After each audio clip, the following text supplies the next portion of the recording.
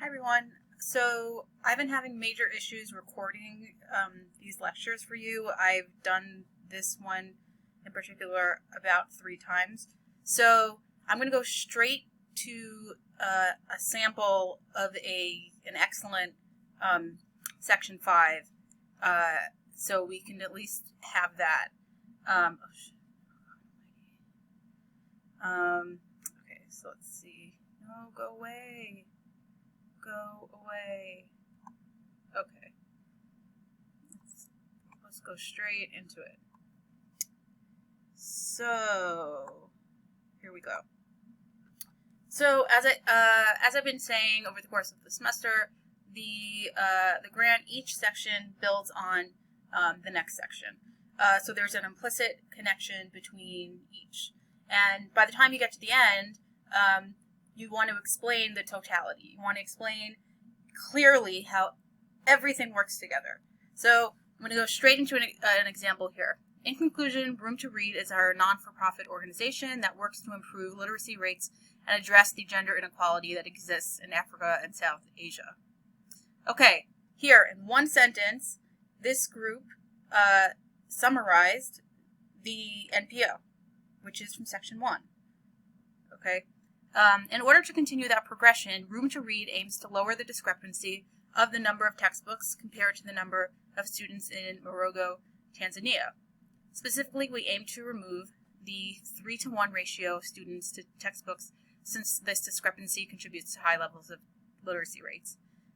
Now they get into the project goal / project / problem. Okay. And now they start going into statistics, a review of the statistics as to why they've come to the project that they've decided to come to. But you always want to make sure, especially in the project approach, that you're constantly bringing this back to the mission of the organization that you are representing. So that first sentence is really important. That second sentence is really important. In order to continue that progression, the progression of their mission, Room to Read aims to lower the discrepancy.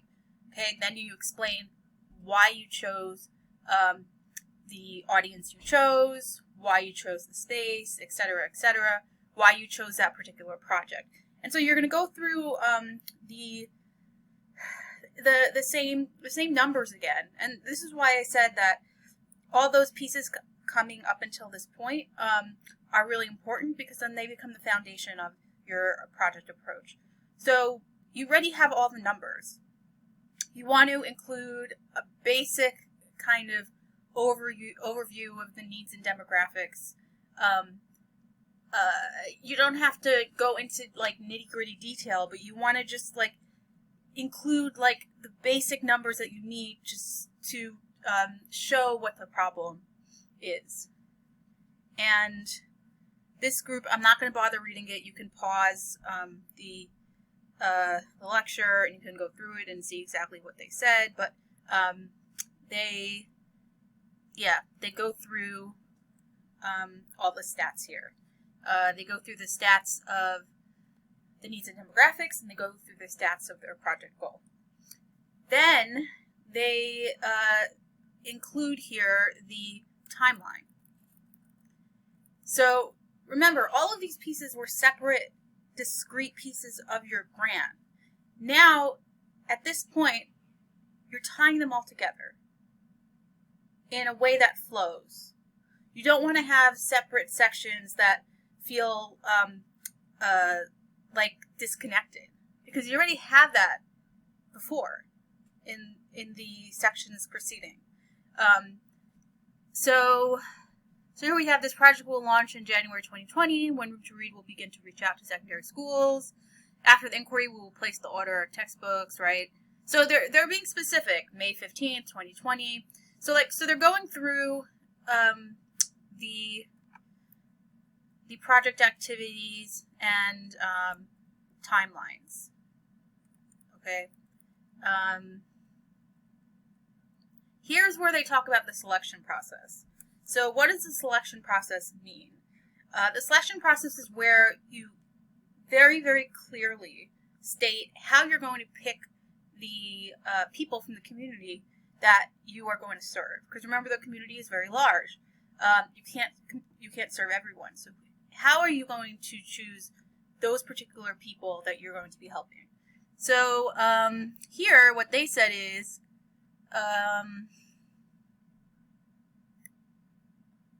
the classrooms that will be selected will mainly be geared towards young girls, since females have a significantly lower literacy rate at 10% less than males.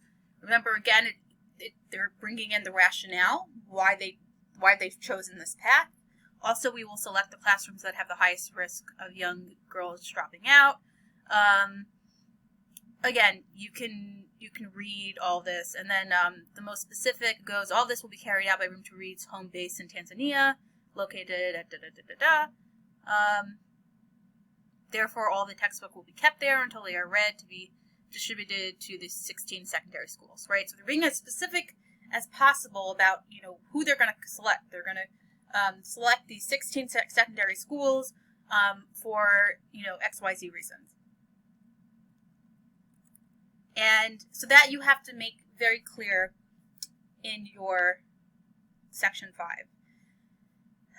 Section 5 also includes the challenges and contingencies that you foresee your project having. Those pieces have not occurred yet in any part of your grant.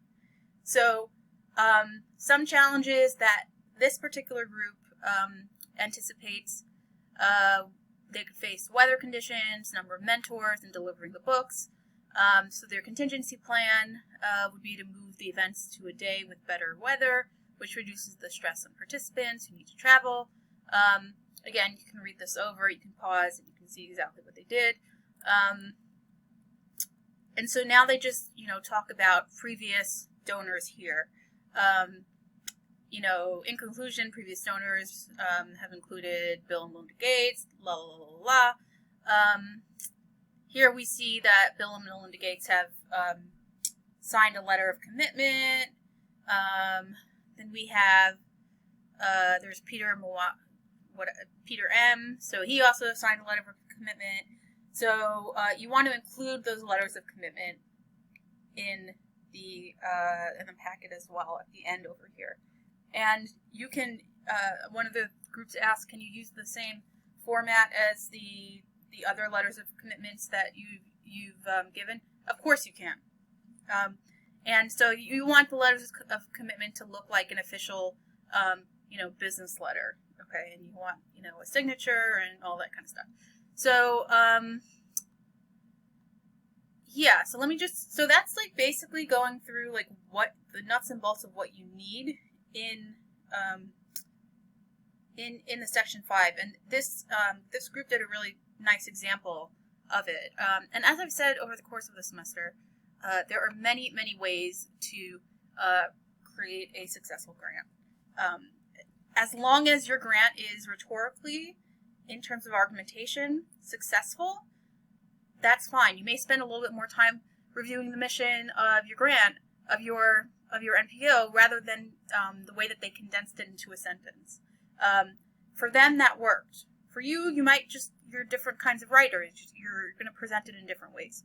So I just want to quickly, it's already like 8 minutes. Okay, I'm not sure if this is going to freeze. So what part am I going to go through? All of the pieces from before, you want to include in your last section. Okay, so the mission statement, all that kind of stuff, the needs and demographic, the problem statement, the action plan timeline. The new things that you're really including are the challenges and contingencies. Oh, sustainability is really important. You also have to include in there, you're going to have to explain how the project is going to be maintained after the grant period ends.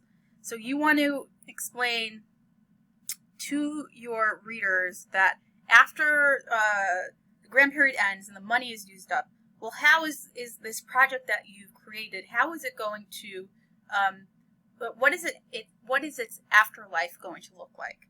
They don't want it to just like, end. And so they have this in here. I just need to find it.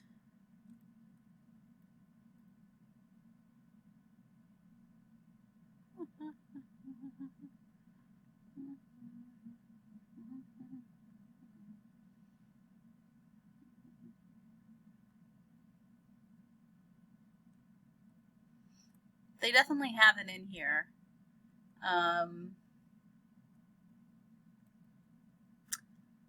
I can't find it right now, but an example of how you're making this up. So an example would be that the Bill and Melinda Gates Foundation has promised for the next 5 years to donate to this project or whatever. You're going to figure out a way that it's sustained. And you can't say that it's going to be sustained from money from the grant. That's really important. The grant money is used within that year. So you need to come up with a way that you're going to demonstrate to them that you're going to be able to get more money from a different source. Okay, so I'm going to stop now because I'm afraid this is going to freeze. Any questions, feel free to ask. So let me see if I can stop this recording.